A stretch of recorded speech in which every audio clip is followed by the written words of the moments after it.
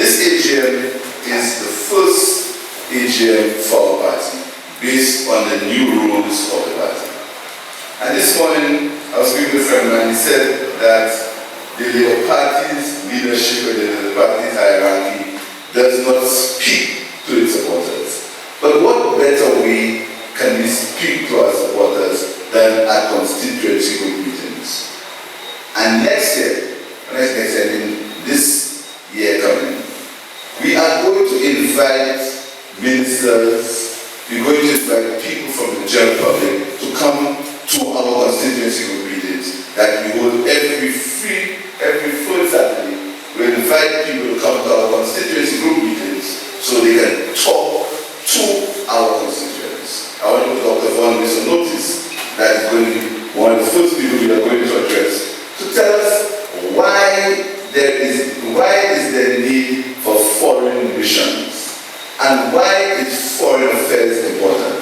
Because sometimes even Labour Party people fall into the trap of why you have foreign missions, why you have a deficit, you have foreign and you have embassies abroad. So I will tell Dr. Lewis, put him on notice that we're going to be invited very shortly to speak to our constituency group on the role of foreign missions, put it in simple, understandable terms. So because so many times you get yourself all mixed up with the propaganda and the nonsense that you hear on the radio. And let me assure you, not everything you hear on the radio is true. Not everything you hear someone who sits behind a mic on their glass case is true. Because few of them ever have the opportunity to come on the streets. How many of them you've ever seen walking the streets of Arundel Hill or go into the areas in Bagatelle and see how people lived in 1997 when the party came into power and see how the same people live now? They do not know that. That is not, they live in a bubble and only what they do is go behind a mic, behind a glass case, or behind a television camera and pontificate and talk foolishness. And tell you that they are the voice of the people. Since when? The voice of the people are the people themselves. So we really need to get our people to come to talk to you so that you can be enlightened to the lies and the propaganda that comes out from the television and from the radio station and from some of these talk shows. They pretend that St. Lucia is the only country in the world. That the whole world is going in one direction and St. Lucia is going in the other direction. Each one of you in this room today, you have a relative who lives out of St. Lucia. Each one of you in this room today, I'm sure you have a relative who lives out of St. Lucia. And I'm sure if you speak to that person, they will tell you that how life was before, it is not the same now where they were living. Whether it's in St. Croix, whether it's in Martinique, whether it's the US, they will tell you that things are different. And I know there are many people in St. Lucia who have to send money to their relatives in the United States because the United States they have lost their jobs or they cannot live how they used to before. And you here have to send money to them in the United States. I'm sure there are many people in this room who have lived that experience. So I don't want you to fall into the gloom and doom scenario that they want you to come into. Of course, St. Lucia has challenges. Of course, we have challenges in St. Lucia. Who said we don't have challenges? But we are trying to solve these challenges. Last week, Friday, Microsoft, the biggest computer software firm in the world, led by a global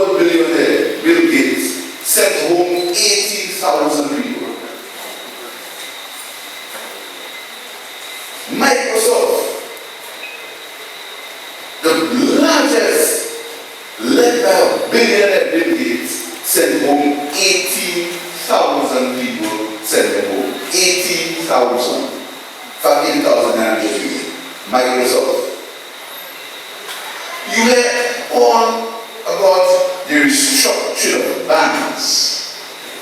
And all firms send people out. Every day it happens. It said Lucia, First Caribbean Bank, sent home about over 100 people. Cable and wireless sends people home every day. Look, only was it Buckeye, the new company, sends people home. We have a situation where in the hotel industry, from time memorial, the hotel industry has sent people home. They have gone on a system of rotation from September, October, they go on a system of rotation. It's not happening this year. It's not happening because the Labour Party is in power. It's been happening for years. But they make you understand, like, oh, Labour Party in power, this is happening. But only what we are saying to the people of St. Lucia is let us make a little sacrifice. But while we are making that sacrifice, we are still ensuring that the social programs happen. So, in the coming weeks, every child who passes the common entrance examination will get $500 to go to help them with their school books. But we've forgotten that completely. We've employed more than 1,400 people in employment generation projects. In NICE, in SMILE, next week, a STEP program will start. And everybody cannot be involved in the STEP program. We can't employ everybody. We have to have just some will be employed, some will not be employed. But we are trying. But the same people who tell you that things are hard are the same people who tell you as soon as they get to government, they stop SMILE and they stop NICE. Wasting money. That's what they tell you. So the 1,400 people who are working on SMILE, who are working on NICE, you send them home, put them to join the ranks of the unemployed because you are selfish and because you are very good for yourself. They tell you, Barbados. And this is something that we must say. Barbados used to be heralded as the best economy in the region. Barbados, they should tell you, Barbados. Barbados sent home 6,000 citizens. And only yesterday there was a demonstration in Barbados because the government put a tax on garbage. You understand? In Barbados, that they herald as the best economy. Look at Barbados. Grenada had 13 new taxes. 13 new taxes in Grenada over the last 3 or 4 months. Don't forget about Jamaica. Forget about Jamaica. We don't need to speak about what's happening in Jamaica. But they make you believe, and sometimes you fall into that trap. By where, my contract, by where. Sometimes you fall into that same trap, my brothers and my sisters. We are living in a world where there is a new normal. It's a different normal. It's a different set of economic circumstances that we live in. And we have to make adjustments to fit that economic circumstance. It's something that it's not something that we have invented or Kenyan has invented. It's a new economics. In fact, some of the series that are put forward now, when I went to school, there's something called the multiplier effect, where they said that if you spend money in consumption, that money will multiply in the economy and it will bring growth in the economy. That whole multiplier theory has been debunked. It's awesome. When you read the books that you read when I was in school and the books that you read now, students of economics now are completely new students compared to what I read, because you said that you injected money in consumption and things will happen. Right now, what they tell you is we because of the openness of the economy, that when you inject money in consumption, most of that money goes back into the outside the country and not enough stays in the country, so the multiplier effect is no longer what it used to be when I was at school. I think I can change that. I can't.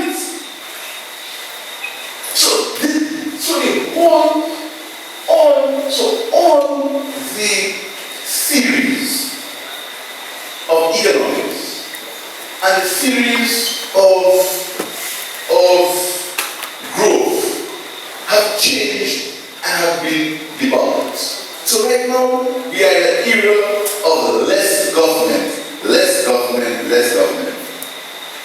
We are in an era of less government and less government expenditure. This is the era we are in. We are in an era where they say they want smaller government. So the days when government will spend money, borrow money, spend money to initiate what we call the multiplier effect is gone. They are saying to you, government must spend what government needs. We are living in a world of balanced budgets. So the world of deficit financing and the world of deficit budgeting is over. They are saying to you that your wages, your expenses, you must be able to balance that with your income, the revenue that you generate. So it has changed completely. So the days when government used to borrow money and spend it, borrow money, these days you can't get the money to borrow. It's not an environment that I like, or any of you in the world, or any traditional life. So what must government do? Government must cut the expenditure. All over Europe, small governments. Last week in Chicago, pensioners voted in a referendum to cut their pensions. And all the young children at school, you are always Googling for yourself. And some of what I'm saying is not true. Pensioners in Chicago decided that they were taking less pension. Smaller government. I heard, you heard things in the notion that are really people as if we do not live in the real world. I think we live in some place that totally is not in the world.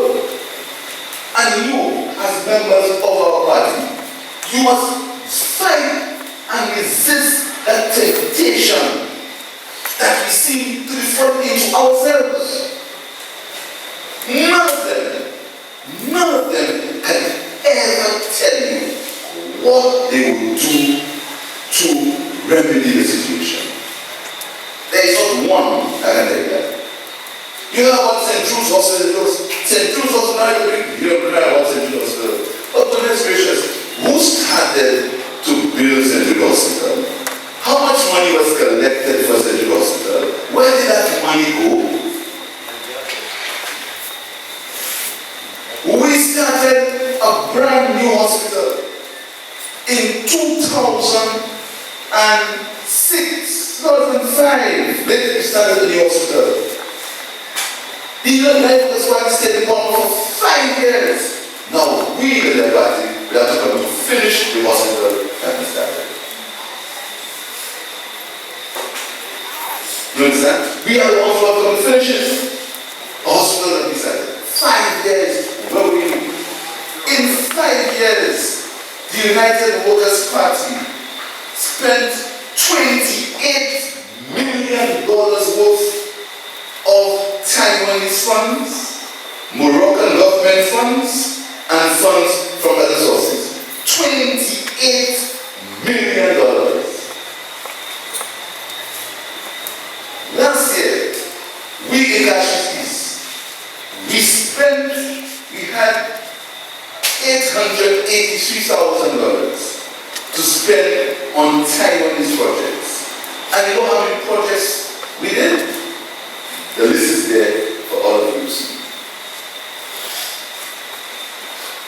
I want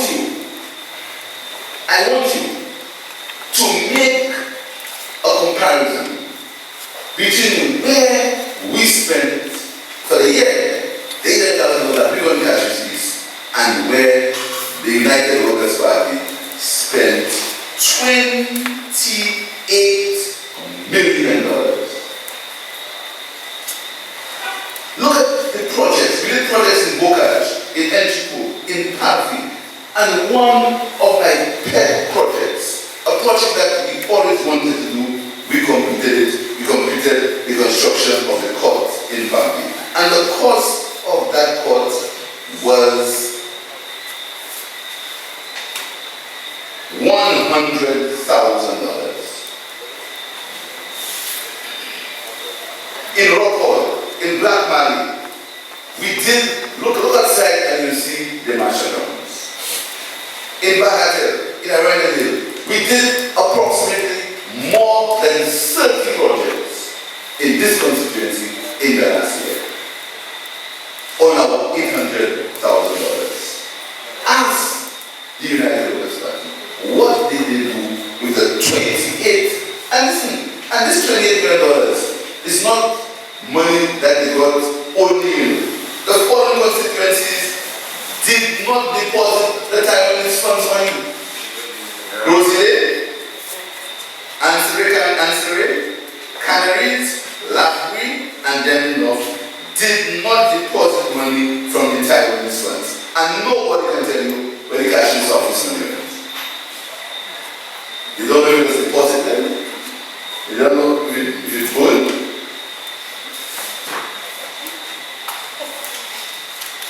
They don't know if it melted, or they don't even know if somebody bought.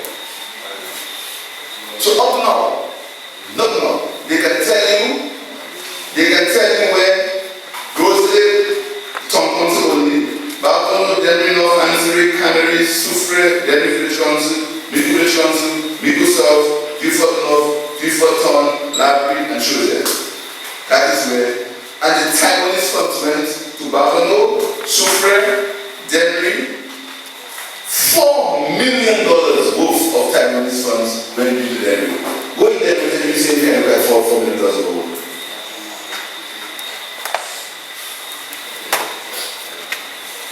$2 million went to Miku, and $2.9 million went to Miku North and Miku South. So the two Mikus, they spent $5 million. Go up there and tell me what you see that $5 million did. And I will take you and I will show you what my $800,000 did. And that is only the Taiwanese funds. $1.9 million in Joseph. And now we want to tell you about we the country where it is today. I'm sure if this Labour Party had $28 million to spend in small projects, you will see a massive and a big difference than what things are doing. Look at what we've done with our $800,000. And they tell you, where did they live? This government, the United Workers' Party, they took $50-something million of your money and bought land from people in Vifor of Alan Chasley, the brightest man in the world. $50-something million worth of your money. Took it to give some Irish banker, and up to now you can't find a bank. Put that money, and now we are the ones who have to borrow money to pay back that. So 50 million and 28 million is 78 million. That's the deficit. They took another 47 million of your money and buy a building in that mall. That's when we add that to your 70. You have 180 million. And you want to tell me who put the country in the mess it is after the world is in that mess already? Then they took $800,000 to rent a tent.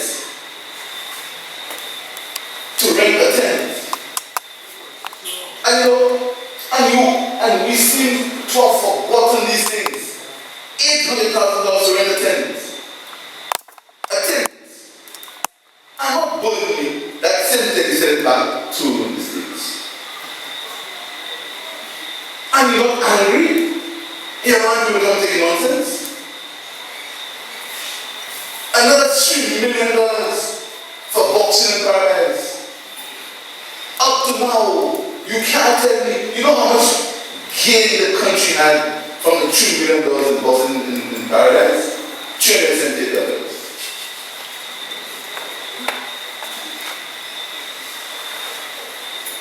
That was the country's gain from boxing in paradise.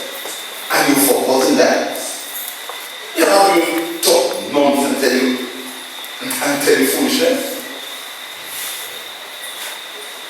Nobody can remember the boxers they had in the boxing paradise. Ask each one of you. Tell me one boxer was at the boxing paradise. After that, you will go better job. Better than think after that, and kid limestone in the boxing. Then they took another $3 million to pay an airline that never landed. But you forgot all that, you know. But you buy red, black, white, and colors, nothing running. You've forgotten that, comrades. We have forgotten that.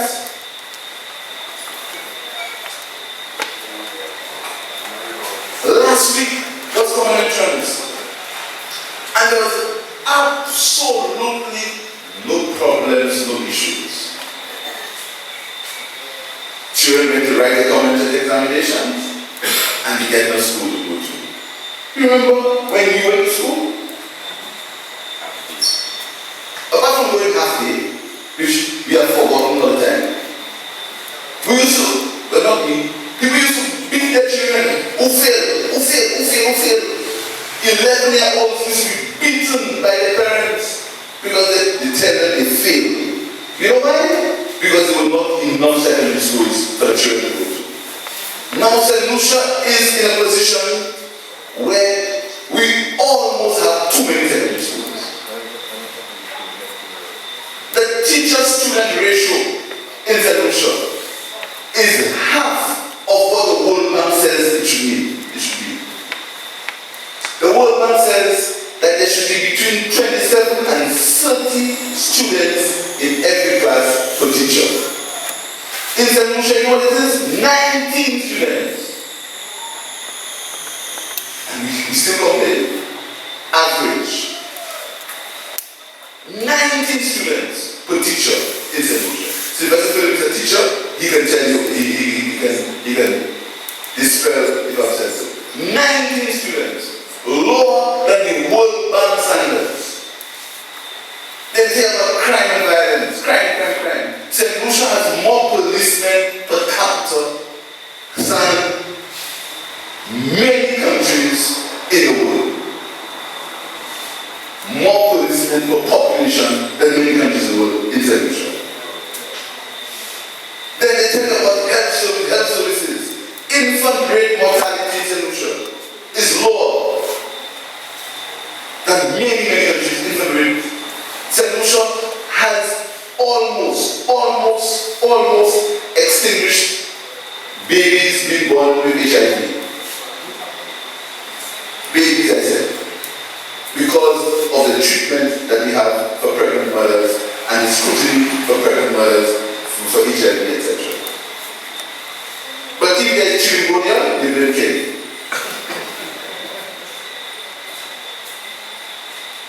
You understand? That is the environment we live in. And we're not proud. Why are we proud? Of course, things are a little tight. And of course, I know you want us to put somebody in jail. But you must understand, people have to go to jail in stages. You don't jail. That's not what our government is about. Our government is about principle. So when the time comes, who has to go to jail will go to jail. But talking about jails, you've forgotten in 1997 when the Labour Party came into power, Mallet the year before had said, as I speak, a new prison is being built.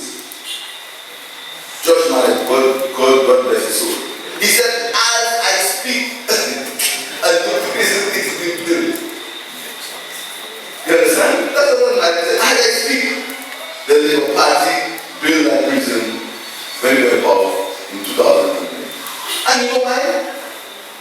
Because we believe that even if rich people children seldom go to prison, you cannot have people, when they go into prison, they come out worse than they went in. But still with that, you still have complaints. The prisons are crowded. If the prison was still in Bridge Street, what would it be?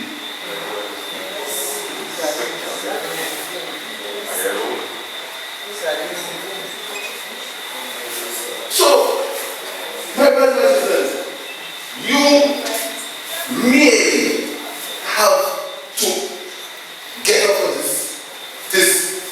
this scenario that they want to put you in. You must come off it.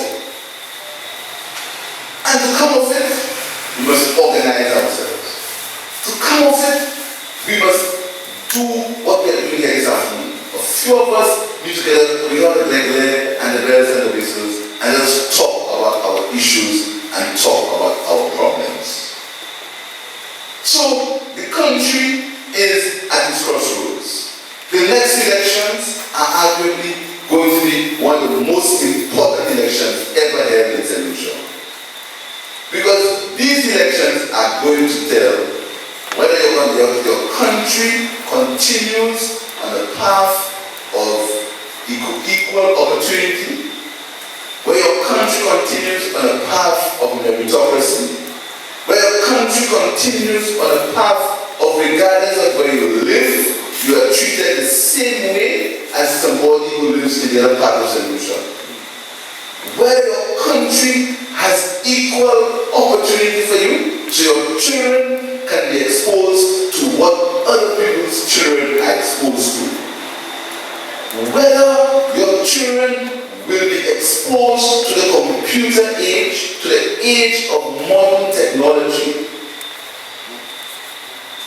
whether your children will be able to have a chance to compete with other children in the world of modern technology, where your children will be able to have an opportunity to get a university education.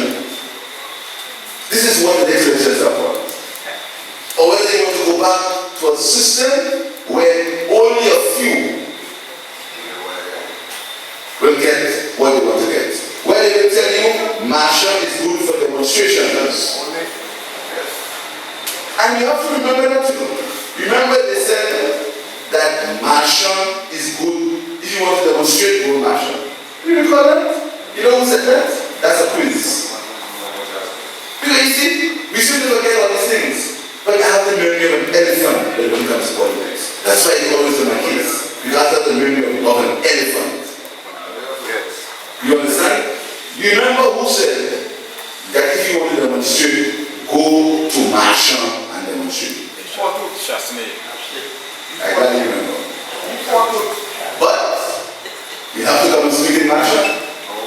I understand that they've already rented a building in Marshall.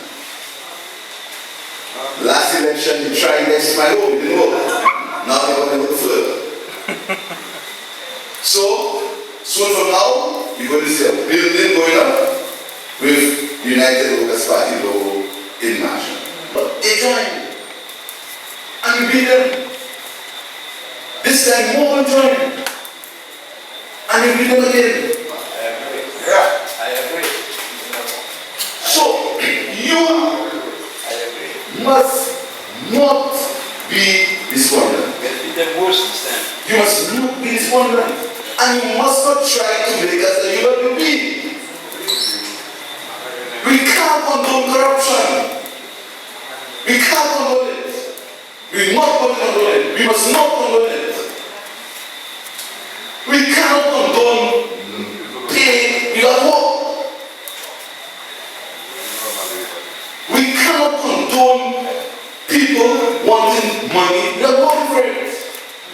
can't condone overpricing. We can't condone the silting rivers that never work. We can't condone it. We can't condone giving people advances to build roads when it's supposed to build it with their own money. We know that you don't believe. And that's what trying to make us a human being. And those who want to live because it's not even let them live. Oh, we must not soil our party. The purity of our party must remain. We must stand for principle. We must stand for what is right. Even though it means sacrifice. Even though it means we're suffering, we must stand for what is right. If Mandela did not stand for what is right, where was South Africa today?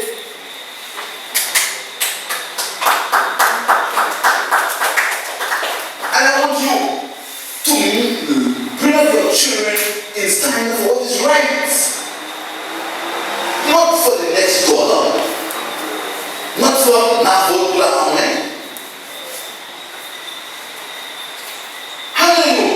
In this country, makes you. Last elections, you believe that the leader had money. Look at the top front rows. Look at the money road. I don't mention the name. All of that money. They the road. Where is the money? If it's not a tall one in Bagatelle, nothing. He had 40,000 election, he couldn't spend it. Look at where he is. If it's not the one black married, that office manager, look where he is now. Look where they are. You see, but we were in opposition. We survived the opposition, and all of us are here today as solid as ever. And most of you here survived opposition. And it's something I've thanked God all the time in politics. Having people who believe in a cause. Because so many people I started with in a hole in my Castries bakery, where we have to carry people across a river to go to the next meeting. I think Dr. Hunt supposed to know because he probably came once or twice. We have to carry people across the river to go in Dr. Castries season. Where we get chilling going that time, all of us will die already. Because the kind of mosquitoes are inside. You understand? These people started with me and they are still with me so many years later because they stand up for something.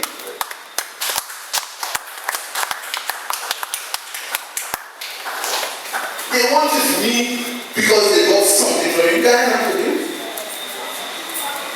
I have never based my politics on the politics of money and the politics of craft and bluff. I've always told you, you've always got me how I am. I never do anything before election and stop doing it after election. You know that. Sometimes you get back to me for that. Something like I'm not doing that. I have told you something that I'm not doing that. You get back to me. But in the finances, you understand that I stand for something. So sometimes I know that is rough. I know you look and you believe that UWPs gave the supporters money and gave the supporters this and that. But where is that money today? Where's the money? Which one will you see Marshall driving a BMW?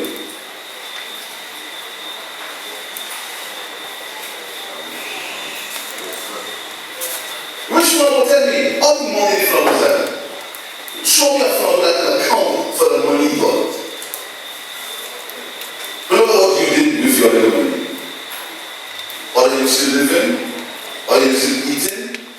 Or are you you send your children to school with the little that you got, because you got it based on principle and based on hard work. So my sisters and my brothers, I need you to protect the government. I need you as a constituency group to follow the principles that the party chairman spoke about. We need to continue. We've been doing very well. We've been doing very well. It's been tough, but we've been doing very, very well. I have the greatest respect for you, for your tolerance. I have the greatest respect for you for the way you have handled yourself in opposition and the way you've handled yourself in government. I have the greatest respect for you for that. It's not about you. It's not about me. It's about you. And when people tell me, I won the election, I said, never win an election. We won the election. Because if you will not be in that fight, I will never have my own. And we won that election from 1997. And I see people in that room who I'm sure voted me from 1992 when I lost. Sometimes you get a little vex with me. I understand that. But they know what I stand for. And I've never compromised what I stand for. And it is one thing I always say. When I make you a promise, I will keep it. I will not keep it if I can, and I will not keep it on Tuesday, but I'll keep it on Thursday. Because the only thing I can give you is trust. It's when I give you trust. I cannot tell you I do what I can't. When I make a promise, I keep it. And that is a relationship that I've maintained with my constituents. A relationship of trust. Tell them, I said, I cannot do that. I can't do it. And that is how we will continue in this fight. So this meeting is not our usual constituency conference. It wasn't intended to be that. It was intended to be just as it is probably for few more members. But it is intended to make the point that our AGM must be structured and to make the point that you must have a stake in the party. And I want to implore each and every one of you to pay your party dues, $5 every month, $1.25 a week. That's what the party dues are. $1.25 a week, $5 a month. Next year, we're going to have some changes. We've tried to do many things this year. You heard from the financial report what we've done with the money that we've collected. And not 1 cent of that money was handled by me or by Karen or by anybody else. That money was handled purely by the treasurer, and I want to stand for that, for honesty and for integrity in handling it. And I never sign checks. The money, any money we get, any money that we get, if we get in fundraising or get from contributions, it goes straight to the treasurer and she deals with it. And you saw what we're doing for it. We continue to have our food kitchen in the constituency office. Because many people, hundreds of people, and good thing is, we do not tell you, you must be labor again. We don't tell you must be labor to get involved in the little meal, the little food we give in the office. It's for everybody. Because need does not know any party. So anybody can come and anybody can get. Coming next year, we want to streamline the office. We want to make the office more of an information center. I know there is a new trend now, and this is why I wanted this meeting to be private. What Guy Joseph is doing now is he's sending people from Bexon, Mark, and Bali to me every Wednesday. So it's flooded out there with people from Bexon and Mark and Badenay and that part of the country. Sending them across to me, so to embarrass me.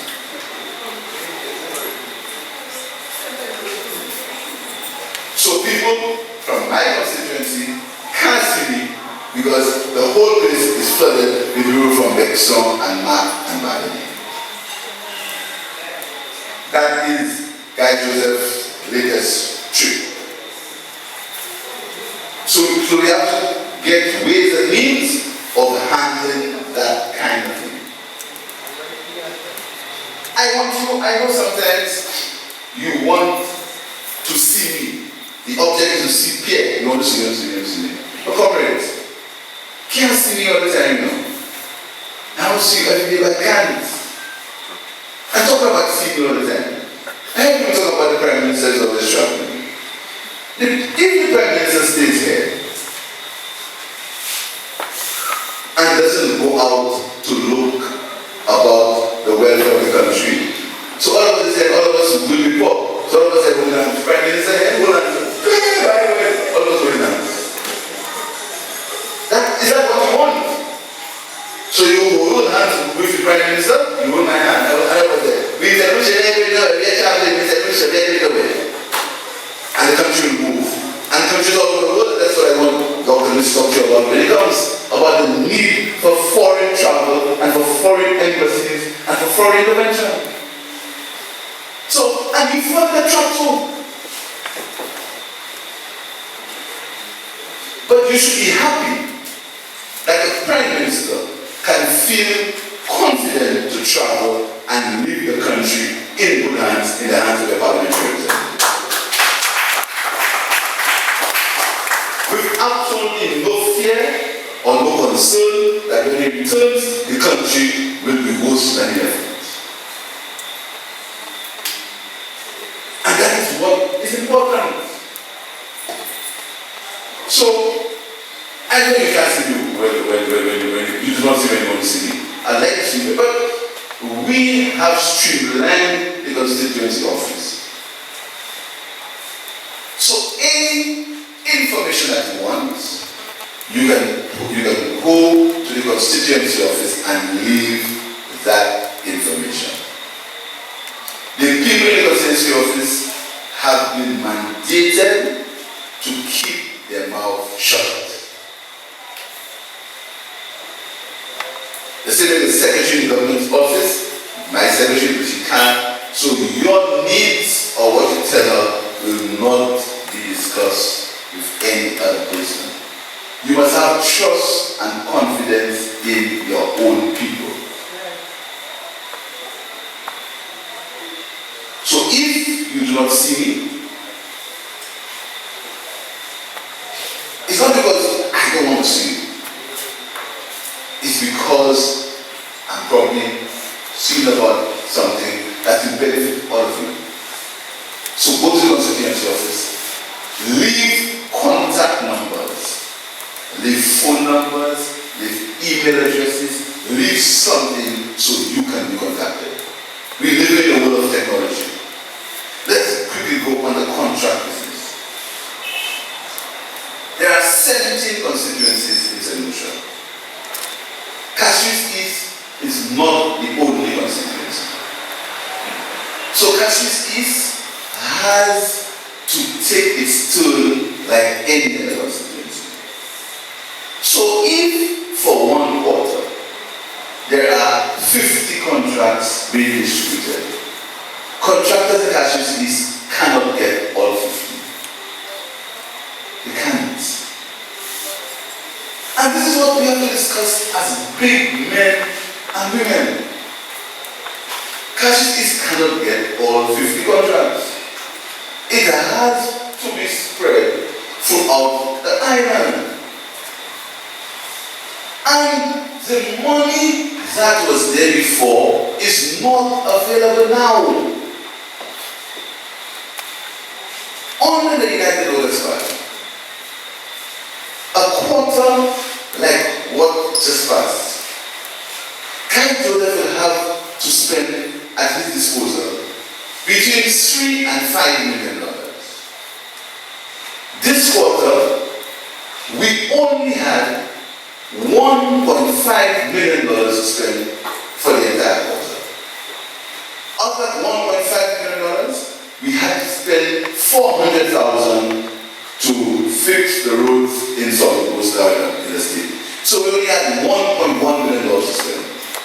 Out of that $1.1 million to spend, we had debts to pay for the last year of about $300,000, $200,000. So we only had $1 million to spend in this quarter.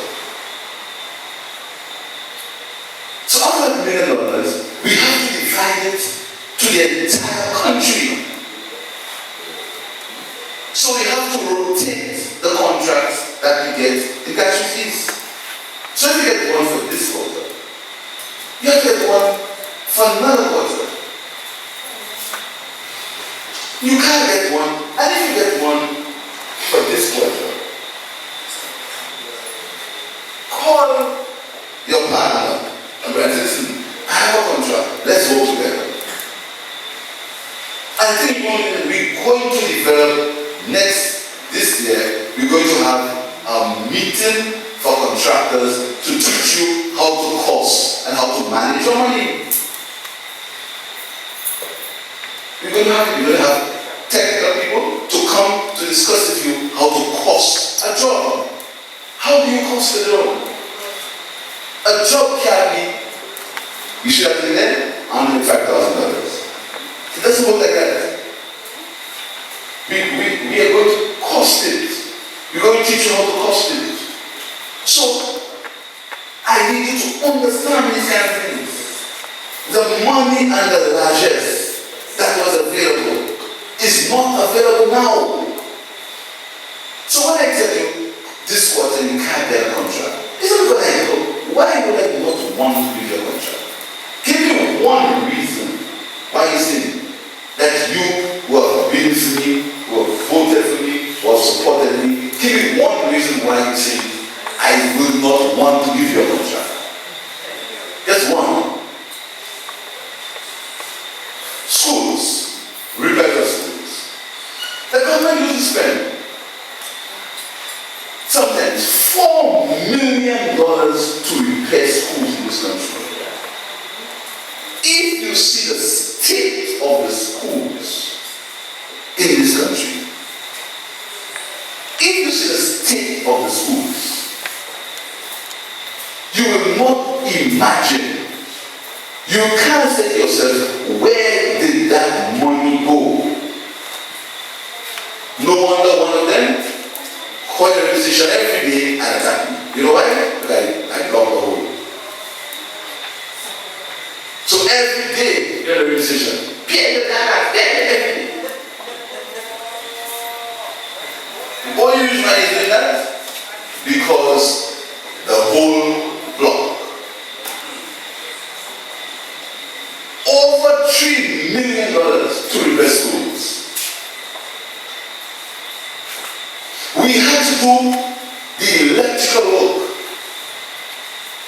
in the schools that your children go to.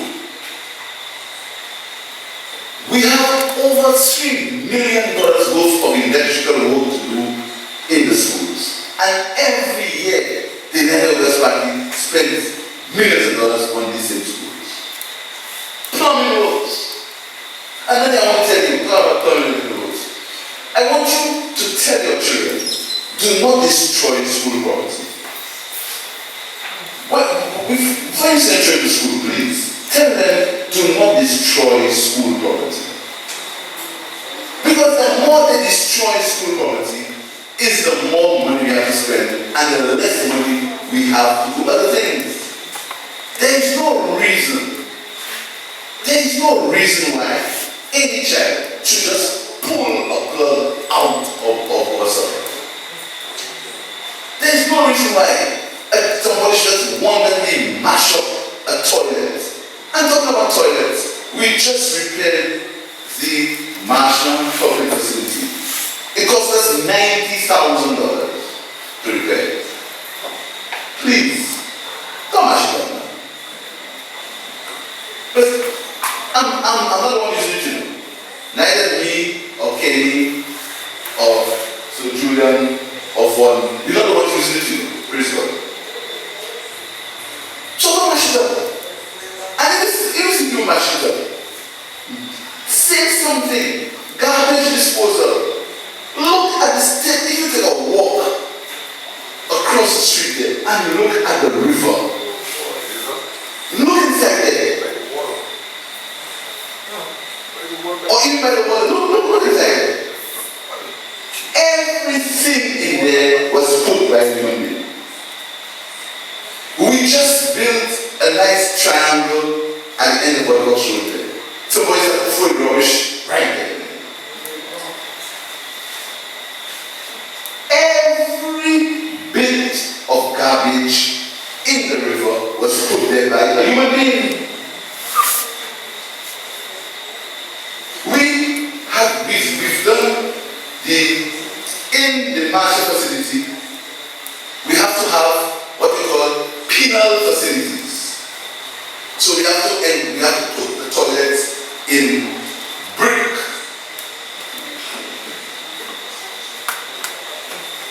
You understand? We have to put in brick. We have to put the things locked up in. Lock it up. That's what we have to do. That money we spend in there, we do something else with it. We have no pipe heads in it. Because we just mash the pipe heads. Now when you do that community, you supposed to be guarding this, I tell people do not do it. We are spending about $1 million on this playing field.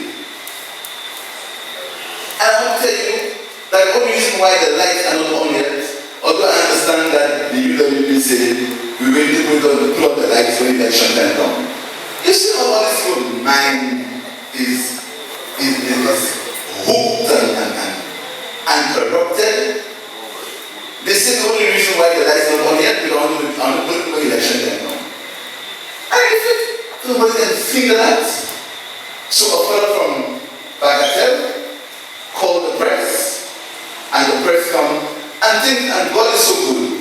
He stand up, he talked to the press, and everybody's seeing the nice view behind him. He called them, and everybody's seeing the view behind him. You know? So he said, oh, we want to find out when the light is coming on. What's the name? Champagne. And the press comes, the press comes. Another one, there's an old house by Marsha. I'm not the one who took the old house. Not my old house. I never built an old house in my life yet. The owners have been asked to remove the old house, but they called the press. And the press was going to get the house. And tell them I make it. So go and break the law and marshal the old house. That's what we preached. So I want you to exercise some level of responsibility. And some level of patience and understanding for what we have to do. It's not going to be easy. Next year is the 4th year. The year after is election year. You never know what can happen. We have to start doing the basics. We have to start doing our work in the voters list. We have to start doing the basics. And for our own sake, do not allow the propaganda to get to you. Please. I want to thank you very much. I know this is not our usual conference. It was intended to be our usual conference. We intended to be exactly what it is to be. I want to thank you. I really appreciate the support that you've given the Labour Party and you've given me for the last so many